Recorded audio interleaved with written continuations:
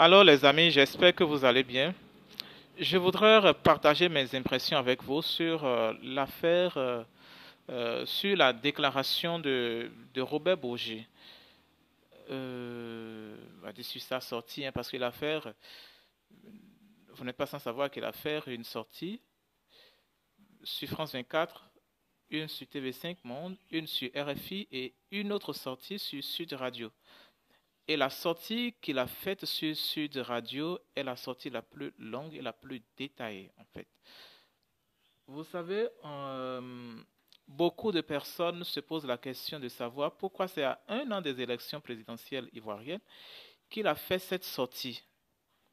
Je vais, moi, après mes analyses et réflexions, bon, beaucoup de personnes ont demandé à savoir si c'est pas la France qui est en train de jouer à un sale jeu pour faire partie Alassane Ouattara. Oui, il faut comprendre, c'est vrai que bon, la France ne veut plus d'Alassane Ouattara à la tête de la Côte d'Ivoire, ok, pour plusieurs raisons. Euh, la France cherche maintenant à imposer quelqu'un d'autre à la Côte d'Ivoire. Maintenant, est-ce une raison euh, pour que Robert Bourgi fasse sa sortie ou est-ce que ce n'est pas la France elle-même, ce ne sont pas les autorités françaises actuelles qui envoient Robert Bourgi faire une sortie voilà, pour disqualifier Alassane Ouattara? Bon, moi je ne pense pas. Personnellement, je vous donne mes preuves. C'est pas pour la première fois que Robert Bourgi fait une sortie du genre. D'accord? Il a déjà eu à faire une sortie en 2011 où il a rapporté la même chose. Il a parlé de l'affaire des mallettes d'argent que certains dirigeants africains comme Sassou Nguesso, euh, Bongo, Père, hein, et l'autre là, Compaoré, Blaise Compaoré du Burkina Faso, d'alors Abdoulaye Wade, que tous ceux-là envoyaient, ce sont des valises d'argent, que tous ceux-là envoyaient à Jacques Chirac et qui leur permettait de maintenir leur régime en place. Parce que, bon, voilà, tous ces pays étaient des anciennes colonies françaises. Ce sont des anciennes colonies françaises, des pays colonisés par la France. Et donc, ces présidents, pour se maintenir à la tête de ces États, envoyaient des valises d'argent remplies de francs CFA. En ce temps, bon, il n'y avait pas encore l'euro, hein. En France, c'était le franc français qui valait le double du franc CFA d'alors. C'est en 2002 que bon, l'euro a vu le jour. Et voilà quoi. Moi, je ne pense pas que Robert Bourgi ait fait sa sortie dans l'intention d'aider les autorités françaises à dégager Alassane Ouattara. Le monde entier, même si lui ne fait aucune sortie, le monde entier sait ce qui s'est passé en 2002, en 2010-2011, que bon, c'était pas Ouattara qui avait été élu en fait. Non, c'est Gbagbo était le vrai gagnant des élections présidentielles ivoiriennes en 2010. Et pourquoi Sarkozy et Ouattara ont orchestré ce coup d'État là contre Gbagbo? Simplement parce que Gbagbo avait nationalisé deux banques et voulait créer voilà, une monnaie nationale. Ce qui n'arrangeait pas du tout la France. Est-ce que vous voyez? Ce qui n'arrangeait pas du tout la France, parce qu'il faut comprendre, ces deux banques refusaient de payer les salaires aux fonctionnaires ivoiriens. Et Laurent Gbagbo n'était pas du tout d'accord, était furieux, était en colère. Donc, en tant que président, il a nationalisé les deux banques et du coup a demandé à créer une monnaie nationale. C'était son plein droit en fait. Ce qui n'arrangeait pas du tout la France. Okay? Donc du coup, Sarkozy a orchestré cela et a profité des élections pour orchestrer ce coup d'État-là contre lui. Et vous voyez clairement les conditions dans lesquelles il avait été déployé et à la CPI. Et on a compris que, bon, l'ex-procureur d'alors, Ben Souda, euh, ne voulait pas, savait très bien ce qui s'était passé. Et c'est ça. Quand on parle d'Africain, Africain, c'est que c'est, vous voyez un peu, euh, elle a gardé le président Laurent Gbagbo parce que, pour que, bon, Alassane Ouattara fasse le mandat en Côte d'Ivoire et que la France atteigne ses objectifs. Vous voyez un peu la sournoiserie de l'homme noir, de la femme noire. Et c'est ça qui a donné ce que nous voyons. Gbagbo a été gardé à la CPI pour que Ouattara et la France atteignent leurs objectifs. Et nous voyons clairement que, bon, depuis la prise de pouvoir d'Alassane Ouattara, il rend compte de sa gestion du pouvoir à la France quotidiennement. Il est tout le temps en France et cela montre clairement que c'est la France qui l'a porté au pouvoir. Il doit tout à la France en ce qui concerne l'exercice de son pouvoir. Et, et je ne pense pas que... Et l'autre chose, comprenons que, bon, cette sortie de Robert Bourgi donne encore du crédit aux pays de l'AES qui se sont révoltés contre la France pour mettre cette dernière à la porte. Ok, donc c'est ça en fait. Vous voyez, je pense pas que au Gabon, bon, avec Oligui Nguema, on voit que la France a toujours la même mise en quelque sorte. La France, les États-Unis ont toujours la même mise sur le Gabon jusqu'à présent. Mais par contre, dans les pays de l'AES, on voit que non, les Occidentaux n'ont plus de mot à dire. N'ont plus de mot à dire. Et n'ont plus rien à imposer à ces trois pays. Et je pense que c'est très bien. Et le monde entier voit maintenant que, bon, avec la sortie de Robert Bourgi, que les pays de l'AES ont pleinement raison. Ont pleinement raison. Depuis que Laurent Gbagbo a été acquitté par la CPI, est-ce que la CPI s'est jamais posé la question de savoir qui sont alors responsables des 3000 morts en Côte d'Ivoire? La CPI doit, d'autant plus que Gbagbo a été acquitté.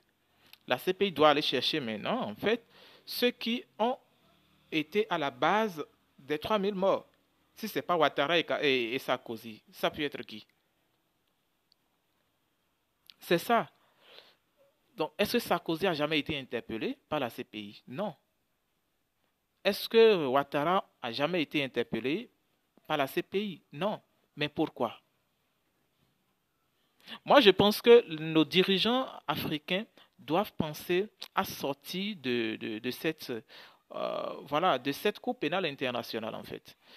De cette Cour pénale internationale, surtout les pays de l'AES. Moi, franchement, si j'étais à la place de ces dirigeants de l'AES, en même temps, on sort de cette Cour pénale internationale, en fait. Bon, d'ailleurs, cette Cour n'a plus de crédit devant personne. On a vu la dernière fois.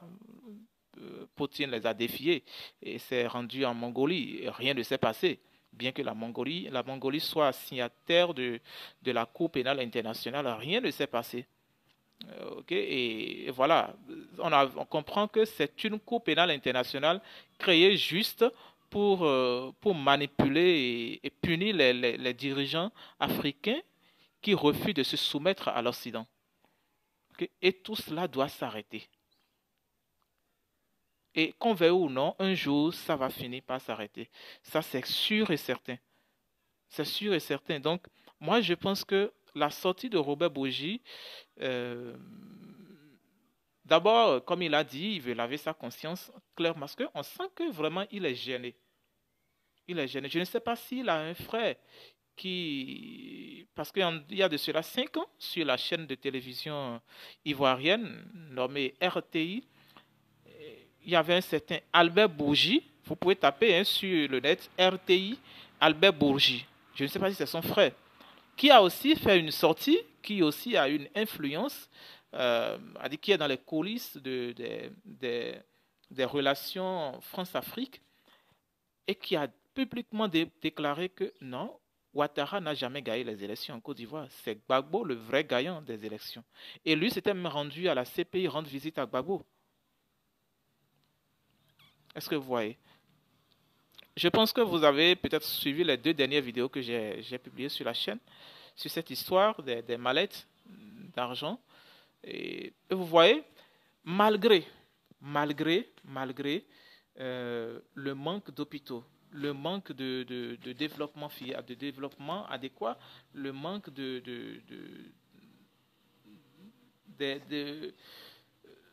d'écoles adéquates dans nos pays africains, l'état des voies, a des populations, des citoyens qui sont à moins d'1 dollar par jour. Moins d'1 dollar par jour.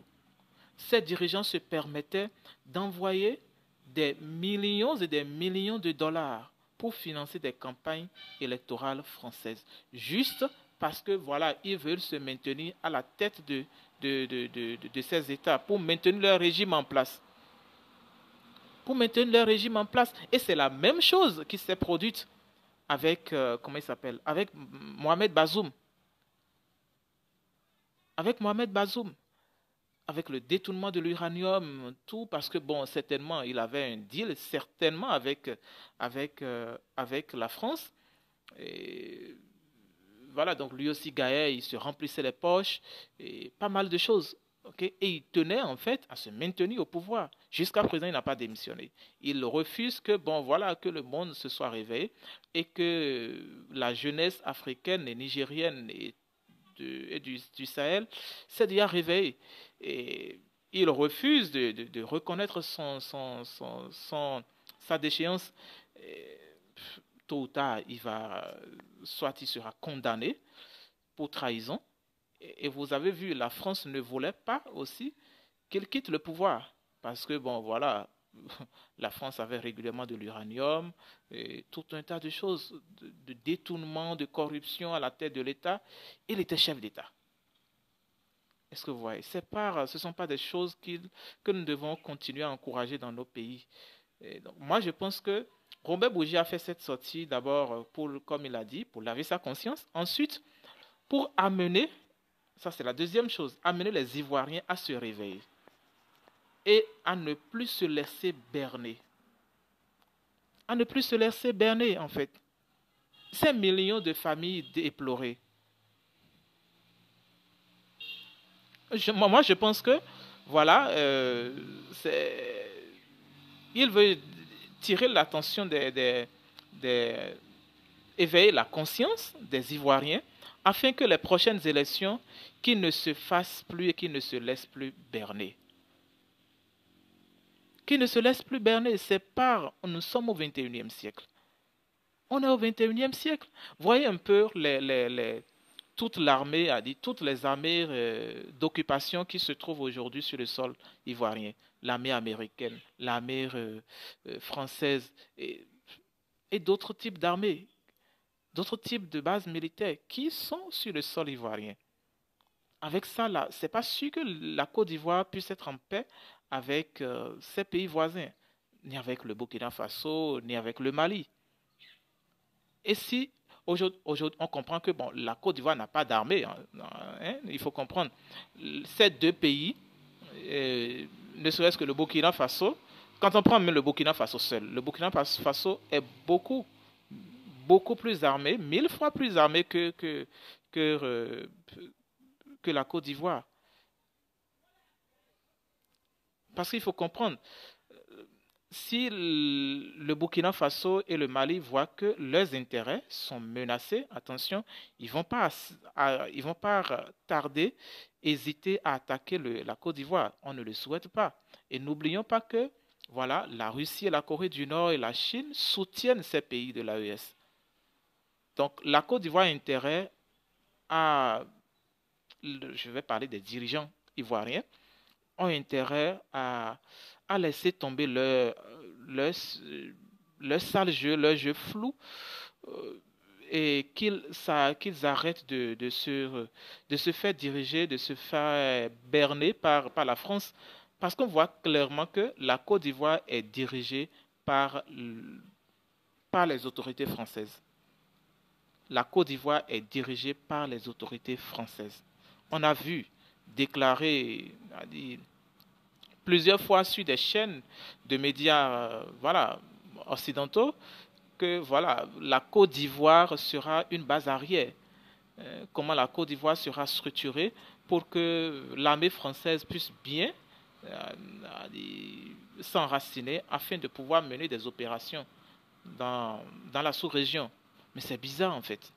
Moi, je me demande toujours, mais quel est le pays africain qui a une seule base militaire en Occident et que Ouattara se permette de permettre à des pays occidentaux de continuer à étendre leur base militaire en Côte d'Ivoire. Et je pense que les dirigeants sénégalais, Ousmane Sonko et Bassirou Diomaye Faye, doivent aussi se réveiller. Ils ont parlé, ils ont eu la bouche mielleuse ici pour berner les Sénégalais, la jeunesse sénégalaise. Depuis, la base militaire française est toujours là. Et je ne pense pas que voilà, cette base militaire française qui est sur le sol sénégalais disparaisse comme ça. Je ne pense pas. Je ne pense vraiment pas. Et s'ils font ça, peut-être ils n'auront pas la chance d'avoir un second mandat. Ça, c'est sûr et certain. Okay, donc voilà, dites-moi ce que vous pensez de tout cela dans les commentaires et puis à très bientôt.